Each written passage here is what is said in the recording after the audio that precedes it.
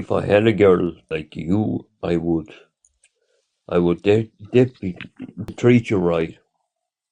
I just recently got out of something kind of like horrific, and I'm trying to date again, but it's really weird. I don't know how to read people, like the dating phase. So like now it's like people are really weird. Like, I've been out of the dating scene for like 2 years. Yeah. Can you give me an example of a weird experience, Ali? There was one date I went on. I met him on Bumble, which I'm off of like online dating. It is not a thing anymore. Anyway, I met him off Bumble, met at a restaurant. It was nice. The conversation was nice. And then he just starts going off about his ex. Like immediately, like just like, yeah, she's like a total bitch. And like the reason why we broke up, like she just like it was just horrible. It was just horrible. She wouldn't leave my house. And then I'm like, this is so awkward. Ali, so was this when you guys met up or This was was this our over first date. first date? So you sat down, you guys having your Sauvignon Blanc, you're sitting there, you're looking each other in the eye. He And sees, he's like, oh my God, here comes Ali. She's gorgeous, right? You're sitting down, and he just goes out of left field. He brings up his ex. so we start like just talking, and then he asked me why I'm single, and I was like, looking, and I'm like, why are you single? Like, like you asking me that, why are you single? And then he just goes off on a rampage. Like, I literally know their the whole history, like when they met. And I just was like, oh my God. And I didn't want to keep stopping him, but he just kept going. And then he invited me back to his place. And I'm like, okay. So that was that. We cut him off. Like, then there's another guy who is amazing, but he also lives in a whole nother state. I don't know if I want to do long distance again because my last relationship was long distance. And Ali, do you go out? How old are you, if you don't mind me asking, Ali? I'm 35. I just turned 35. I think when women get over the 30 hump, they get so comfortable with being in their house. They don't want to go anywhere. They want to sit there, whine, do their skincare, and sit on their couch. And okay. And more than likely, you won't go anywhere unless there's something scheduled or you're going out with friends. So I want to encourage you, Ali, to get out there. Like, even if that means going to a restaurant, yeah. So I also just moved to a whole nother state, a whole nother city. Oh, how So exciting! How exciting! I literally know no one here, like at Great. That's all. perfect. You get a clean slate, a fresh start. It's frightening. I don't know. I do What think I city, should get out more. what state are you in? I'm in DC. Okay, DC has all the spots. Am I I wrong? I no, I'm looking, I'm finding a lot of spots on TikTok. I'm hearing a lot of people talk about it, but I just don't see And they it. say all the men in DC have beards. All the men in the DMV and DC have beards. I hear that and are educated. That's what I hear. Okay, I don't know. I mean, I probably should get out. Where I work, there's not a lot of brothers, and that's what I'm attracted to. So I don't know. I want you to be open, okay? And I don't want you to move through your life or move through the day without optimism. I want you to carry optimism in your purse, on your wrists, in your hair, within your perfume, okay? You need that. Just a Okay. little bit. But I think a great first step is if you go out, not that it has to be like men centered or male centered, just go out and sit at the bar. That's it. I'm so nervous. So many weirdos. I'm like, I don't even know if I feel because I don't know anyone. Like, so I get what you're saying though. So I don't know. But We'll see what happens you this don't, weekend. Ali, you don't have to give the first person you meet or anyone you meet your address. Oh, Just definitely give not. them, No. no, but I'm just saying, no one has to know where you live. No one even needs to know your real name is Ali. Well, that's not even my name. See, there you have it. The gag. There you have it. So I'm just saying, go out and have fun. If you see a gentleman at the bar, he approaches you, just say hello. What brings you out tonight? What's your favorite color? Oh wow, I love this drink. What do you order here? Do you come here? Oh my gosh, I love the chandelier. Oh my, wow, this is so nice. The people here. Speak to the bartender. Be social is what I'm saying. Be Okay. social. And it could Okay. be like really surface things. Nothing about your childhood, your life, your address, or your social security number, okay? Got it. Got it. So I'll keep you posted. I'll adventure this weekend. I think Martin was saying he wanted to connect with you. Hello, how are ye? Hi, were you interested in Ali? Ellie, Ellie, you're a very nice woman. Thank And you. listen to me, I'm going to say something to you. Okay. Um, okay, I'll actually tell you where I'm from. I'm from Ireland. Okay. And what you were saying there, I was listening to every bit you were talking about. I'm sorry, I don't mean to keep going on. The problem is, I think Ellie is the right person to be with. Now, I'm not saying this in a bad way, so don't get me wrong. I'm from Ireland, and I would love to connect with you. I think I might have something that we could work together. For Um, me, yes. Now, I know. Where are you from? I'm originally from Jersey. Oh, okay. I have done long distance relationships. They have they have worked for a while, but then things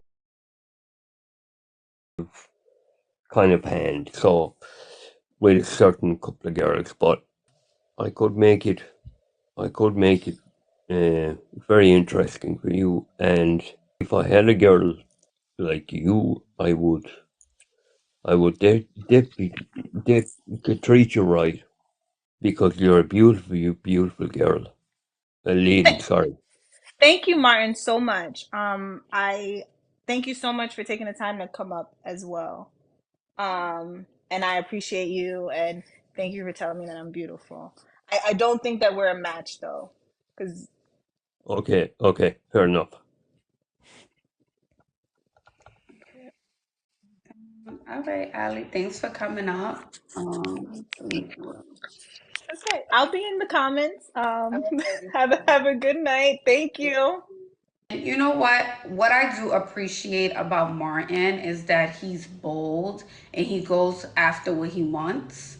So I will say that. I like that Martin comes up here and he's bold. He sees someone that he likes. He, takes the initiative. He says hello, and that takes a lot of courage. That takes a lot of courage. So, Martin, we appreciate your time. Allie, thank you, for being kind and respectful. But Martin, we will find you a match, okay? And Martin, he likes the chocolate girls. Thank you for coming up. Hi, Ashley. So I have a question. Okay. Hi, how are you? What is your name and where are you from, dear? I'm Amber. I'm from Kentucky. Okay. What is your question? So I've been dating this guy for 6 months. He is great. He checks off all the boxes. He's nothing like I've ever had, but I just don't know if I should be concerned about how he handles conflict. He kind of shuts down. But eventually he communicates. I don't know if it's like past trauma where he just shuts down and he can't communicate at that time, but it bothers me because I just feel like he doesn't care. Like he won't call me. Like one day we got in an argument and he didn't call me all day because we had a little conflict the night before. And so I'm like, well, 6 months down the road, do I got to worry about you not talking to me? You know what I'm saying? Because of something that bothers you and you're not willing to communicate. So I just didn't know if this is a red flag, if this is something that I should be worried about. Amber, I think your intuition is correct because my first thought was if he's doing this now and you guys are 6 months into dating, imagine a year into dating or 2 years when he's really comfortable with you, he may just go MIA and come back whenever he feels like it. And that sounds like to me like there is some trauma and he has to deal with that or work through that. I would say in therapy or with some type of coach before he can be in a relationship with you or anyone else or that's going to keep coming up as an issue? It's heartbreaking, but I didn't add that we are long distance. We live in two different states. So really talking on the phone and FaceTiming, that's all we have is the communication. So whenever he just completely eliminates that for a whole day almost, like that bothers me. Like I lose sleep. So, How but old is he, Amber? he's 39. Yeah, he's kind of grown. He's very grown to not be able to know how to communicate. I could see if maybe if he was 21, right? But you're almost a 40-year-old man and you've been on a planet for 40 years. So I would think if that was an issue for him and he's aware it's an issue, and I'm sure he probably has heard it from other women, then maybe if it was important to him, he would have gone to therapy or have spoken about it to someone.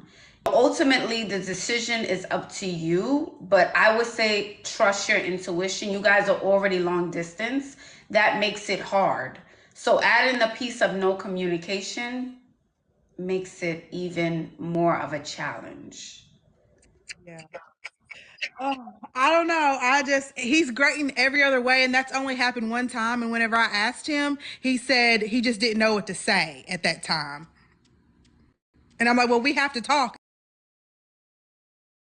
I don't know. Because I've never met a man like this. Like, And what is it that you've never met? If you don't mind describing him to us, what are the things or the qualities that you love or like about him?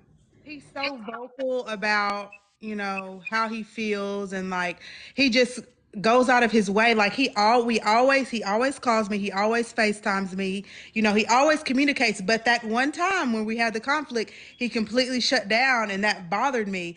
But like any other time, he's showing me all the things that he needs to show me. And whenever we're together, he's a complete gentleman. He takes care of me, he leads. I'm feminine as I can be, like he's masculine.